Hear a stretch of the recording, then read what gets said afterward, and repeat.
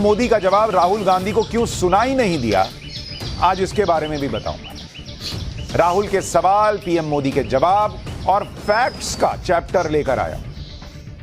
जिसके भरोसे राहुल गांधी ने झूठ बोला, उसी ने कैसे पोल खोल दी, आज ये भी बताऊंगा। राहुल ने अडानी का रैंक गिनाया, पीएम मोदी ने रैंक से ही जवाब दिया। उन्होंने किसका रैंक गिनाया, आज ये भी बताऊंगा। बस के फर्श रूस की बजाय इंडिया से भिड़ने क्यों निकला है, इसकी बात होगी। और पाकिस्तान से इंडिया नहीं, अब रूस और अमेरिका निपटेंगे, कैसे, ये भी बताऊंगा। लेकिन पाठशाला फैक्ट्स के साथ बताया था कि राहुल गांधी ने जो आरोप लगाए पीएम मोदी पर, उनमें कितनी सच्चाई है। आज बारी थी प्रधानमंत्री नरेंद्र मोदी के बोलने। देश इंतजार कर रहा था कि पीएम मोदी आज क्या बोलते हैं, आरोपों पर क्या जवाब देते हैं। आज आपको विस्तार से बताता हूं कि पीएम मोदी ने क्या क्या कहा। लेकिन सबसे पहले शुरुआत अडानी मामले पर जो उन्होंने कहा उससे ही कर रहा हूं। एक बार नहीं, कई बार बिना नाम लिए पीएम मोदी ने आज अडानी मसले पर जवाब दिया। सबसे पहले तो उन्होंने कहा कि कांग्रेस अपना कंफ्यूजन तो दूर कर ले। अब ये कंफ्यूजन की बात क्यों आई, उन्होंने इसका जिक्र क्यों किया, यह भी बताऊंगा। लेकिन एक बार पहले प्रधानमंत्री का के बयान का वो हिस्सा सुनिए। ये लोग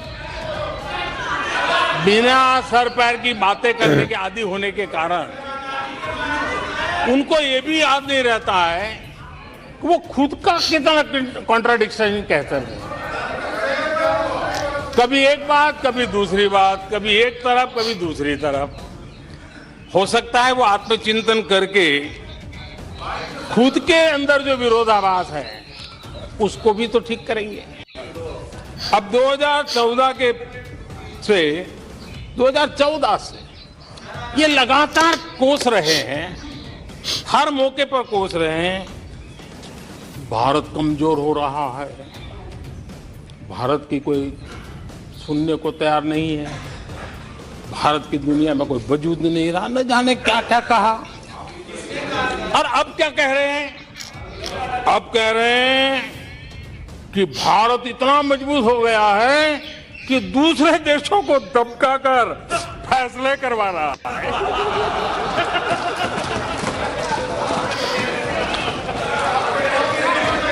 अरे पहले ये तो तय करो भाई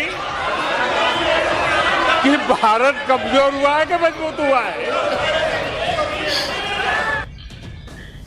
दरअसल राहुल गांधी ने आरोप लगाया था कि पीएम मोदी की वजह से विदेशों में अडानी ग्रुप को डील मिल गई।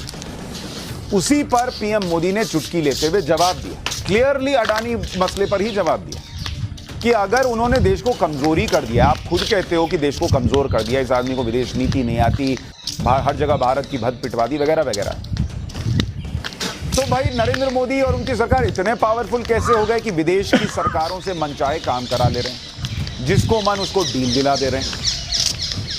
ये कैसे हो सकता है? यही नरेंद्र मोदी कह रहे हैं कि भाई एक बार मन तो बना लो कि भारत मजबूत हुआ या कमजोर हुआ। अगर मजबूत हुआ तो फिर तो तुम्हारी बात पे कुछ जवाब दें। तुम खुद ही कहते हो भारत को कमजोर कर दिया, फिर कहते हो जहां जाते हैं वहां कहते हैं अडानी को डील दे दो, और लोग कहते हैं हाँ हाँ मोदी जी कह रहे हैं। मोदी जी की बात पर जनता विश्वास नहीं करने वाली। यानी नरेंद्र मोदी ने एक बार फिर अडानी वाले बयान पर जवाब दिया। राहुल गांधी चाहते थे कि वो भी उनकी तरह अडानी अडानी बोलकर जवाब दे। उन्होंने अडानी का नाम नहीं लिया, लेकिन उन्होंने कैटेगोरिकली कहा कि भैया आप जो ये झूठे, अनर्गल, बेकार के आरोप लगा रहे हो, ये नरेंद्र मोदी को नहीं रोक पाएंगे या नरेंद्र मोदी को जनता के मन से नहीं निकाल पाएंगे। या नरेंद्र मोदी ने कहा, क्योंकि उनका कहना था कि भाई मैं इतने दिन से काम कर रहा हूं। उन्होंने काम गिनाया कि भैया जिसको शौचालय दिया वो भूल जाएगा क्या कि हमने, नरेंद्र मोदी ने मेरे लिए क्या किया, और वो आपके झूठे आरोपों पर विश्वास कर लेगा क्या? जिसको मुफ्त राशन मिल रहा है वो आपके झूठे आरोपों पर विश्वास कर लेगा क्या? कितना लोगों का नरेंद्र मोदी पर भरोसा, इस पर उन्होंने क्या कहा? मोदी पे भरोसा अखबार की सुर्खियों से पैदा नहीं हुआ। मोदी पे ये भरोसा टीवी पर चमकते चेहरों से नहीं हुआ है। जीवन खपा दिया है, पल पल खपा दिए हैं, देश के लोगों के लिए खपा दिए हैं, देश के उज्जवल भविष्य के लिए खपा दिए हैं।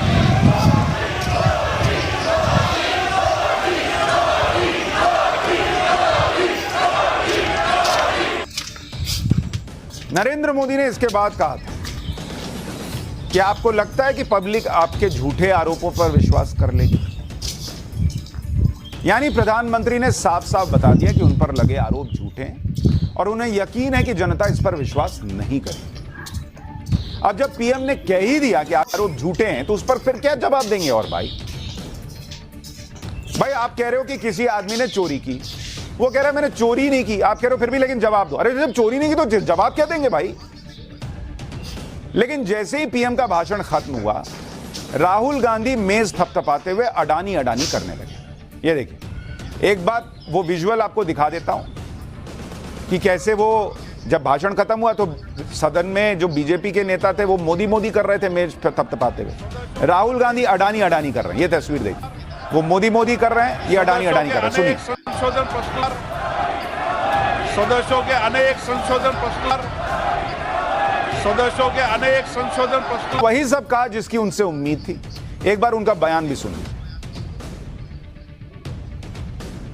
राहुल जी, पीएम के क्यों एक्सपेंड किया? आपके सवालों का जवाब मिला? कोई जवाब नहीं मिला।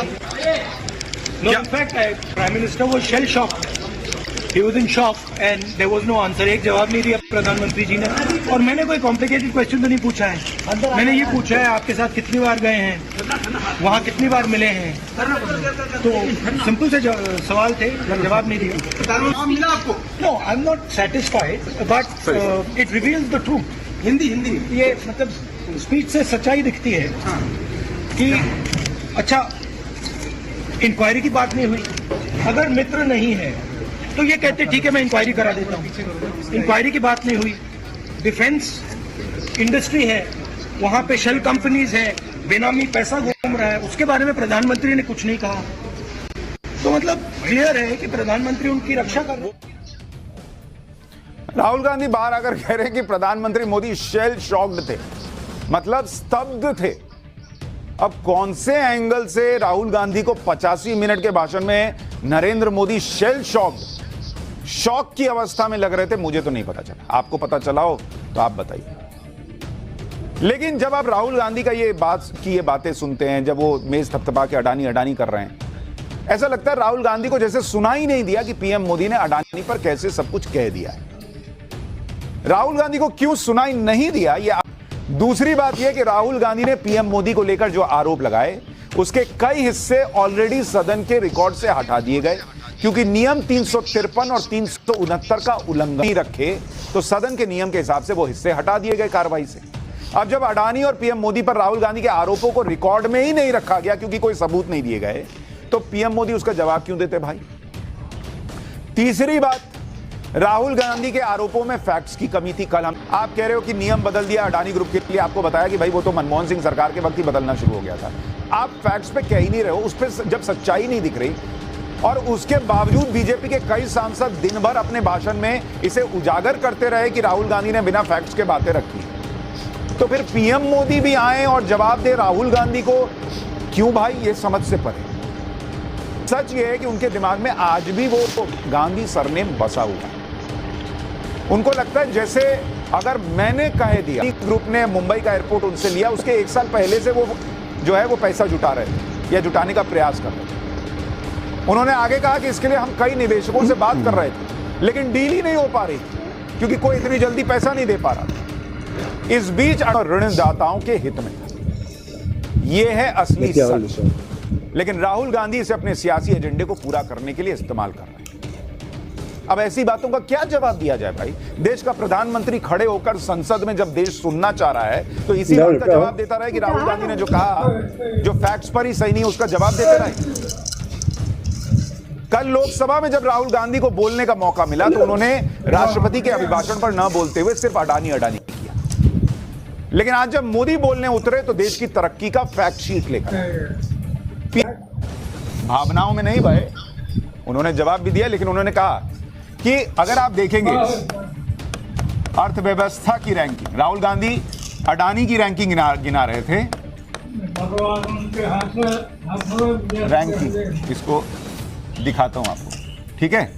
ये है 2014 और अब 2022।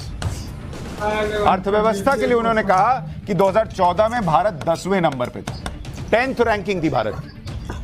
आज की तारीख में 5th रैंक है भारत का।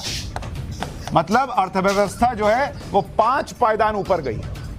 तो जब देश जंप कर रहा है, देश का रैंक 5वें नंबर पर आ रहा है, तो देश के व्यापारियों का रैंक नीचे जाएगा क्या? ये तो बड़े सामान्य सी सोच की बात है। मोबाइल फोन की मैन्युफैक्चरिंग, मोबाइल फोन निर्माण, इसमें भारत की रैंकिंग क्या थी? 2015 में करीब करीब भारत जो है वो 6 करोड़ मोबाइल बनाता था, ये 2015 में। आज बना रहा है 31 करोड़ मोबाइल और रैंकिंग सेकंड हो गई है भारत की। सेकंड रैंक है दुनिया में मोबाइल बनाने के मामले में भारत। ग्लोबल रैंकिंग भारत की दूसरे नंबर पर आ गई है। कहां 6 करोड़ मोबाइल और कहां 31 करोड़ मोबाइल। तो नरेंद्र मोदी भी रैंक गिना रहे थे, लेकिन देश का रैंक गिना रहे थे। डिजिटल ट्रांजैक्शन, डिजिटल ट्रांजैक्शन 2013-14 में यह कितना था आपको पता है? 127 करोड़ ट्रांजैक्शन होता था पूरे साल में, पूरे साल। और साल 2022 में कितना डिजिटल ट्रांजैक्शन हुआ है? एक साल के अंदर 8,840 करोड़ ट्रांजैक्शन। सबसे ज्यादा दुनिया में यूपीआई ट्रांजैक्शन दुनिया में कहां होती है? इंडिया में होती है। तो इंडिया का रैंक क्या है? फर्स्ट है बॉस। नक्सल प्रभावित इलाके, इसके बारे में भी उन्होंने बताया। भारत की सुरक्षा से जुड़ा मामला है। 2016 में कितने जिले नक्सल प्रभावित थे? 106 जिले नक्सल प्रभावित थे। आज 2022 में 46 जिले, अभी 2023 में और इससे भी नीचे चला गया। नक्सल प्रभाव भी कम हुआ है। कि जरा देखते हैं महंगाई दर का क्या हाल है, इसमें भारत का क्या रैंक है। 2014 में आप देखेंगे, या अगर आप देखेंगे यूपीए 2 कर लीजिए इसको, यूपीए 2 में औसत महंगाई दर कितनी थी? 10.4%। रूस यूक्रेन युद्ध के बाद तबाही है हर जगह। अमेरिका, ब्रिटेन, यूरोपीय देशों में रिकॉर्ड महंगाई है। तब भी भारत 5.7% पर है महंगाई दर भारत में। जब कुछ नहीं था तो डबल डिजिट में था। अब जब दुनिया तबाह हो रही है तब भी भारत 5.7% पे नरेंद्र मोदी ने गिनाया। भारत दुनिया में मोबाइल मैन्युफैक्चरिंग में दुनिया में दूसरा बड़ा देश बन गया है। घरेलू विमान यात्री, डोमेस्टिक एयर ट्रैफिक में आज विश्व में हम तीसरे नंबर पर पहुंच चुके हैं। एनर्जी कंजम्पशन प्रगति के एक मानदंड माना जाता है। आज भारत एनर्जी कंजम्पशन में दुनिया में एक कंज्यूमर के रूप में तीसरे नंबर पर हम पहुंच चुके हैं। रिन्यूएबल एनर्जी की कैपेसिटी में हम दुनिया में चौथे नंबर पर पहुंच चुके हैं। स्पोर्ट्स कभी हमारी कोई पूछ नहीं होती थी, कोई पूछता नहीं था।